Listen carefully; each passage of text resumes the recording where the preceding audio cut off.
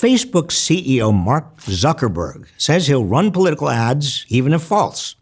Twitter CEO Jack Dorsey says he'll stop running political ads. Dorsey has the correct approach, but this entire debate about ads skirts the bigger question. Who's responsible for protecting democracy from big, dangerous lies?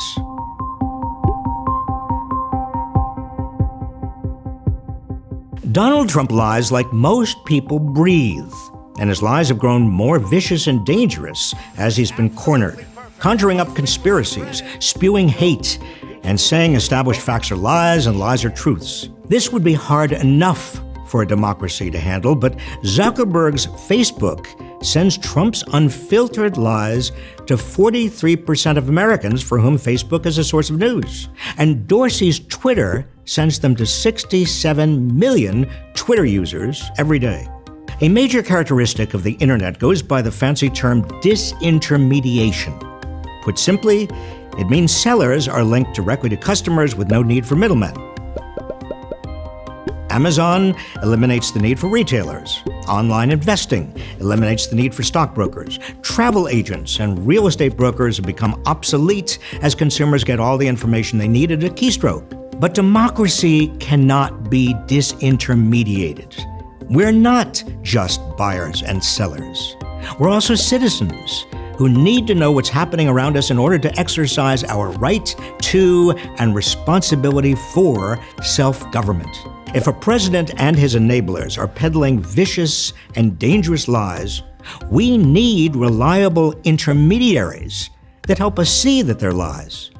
Intermediating between the powerful and the people was once the job of publishers and journalists, hence the term media. This role was understood to be so critical to democracy that the Constitution enshrined it in the First Amendment's guarantee of freedom of the press. With that freedom came a public responsibility to be a bulwark against powerful lies. Now, the media haven't always lived up to that responsibility. We had yellow journalism in the 19th century, and today endure shock radio, the National Enquirer, Fox News.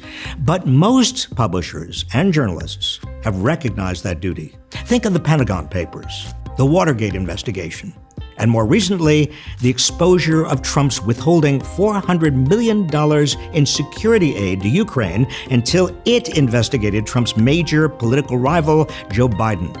Zuckerberg and Dorsey insist they are not publishers or journalists. They say Facebook and Twitter are just platforms that convey everything and anything, facts, lies, conspiracies, vendettas, with none of the public responsibilities that come with being part of the press.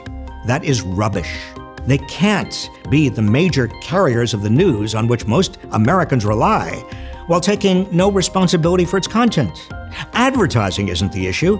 It doesn't matter whether Trump pays Facebook or Twitter to post dishonest ads about Joe Biden and his son, or Trump and his enablers post the same lies on their Facebook and Twitter accounts, or even if Russia and Iran repeat the lies in their own subversive postings on Facebook and Twitter. The problem is we have an American president who will say anything to preserve his power.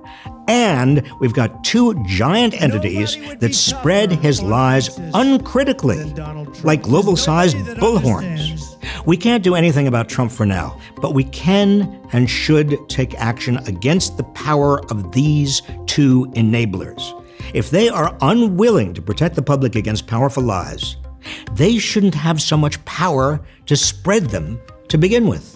The reason 43% of Americans rely on Facebook for news and Trump's tweets reach 67 million Twitter users is because these platforms are near monopolies, dominating the information marketplace. No television network, cable, or newspaper comes close. Fox News' viewership rarely exceeds 3 million. The New York Times has 4.9 million subscribers. Facebook and Twitter aren't just participants in the information marketplace. They're quickly becoming the information marketplace. Antitrust law was designed to check the power of giant commercial entities. Its purpose wasn't just to hold down commercial prices, but also to protect democracy. Antitrust should be used against Facebook and Twitter. They should be broken up.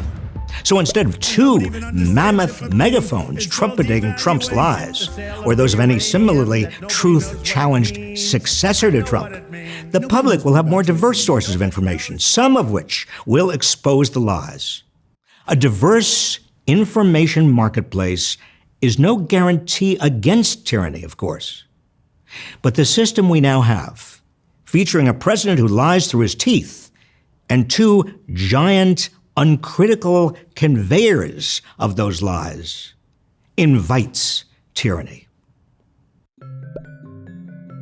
Bob. Oh, sorry. You know, social media is so engrossing, even for us boomers. Katie, you are our social media director. Yes. So what do you think? Should Facebook and Twitter be broken up? I absolutely agree. I mean, the power that these two platforms have over our public discourse is just it's really incredible. Well, I agree too. What are your thoughts? Should Facebook and Twitter be doing more to stop lies on the internet? Tell us in the comments. And if you found this video informative, please also watch our video on breaking up big tech. As always, thank you for watching, and please subscribe to this channel for more videos like this one.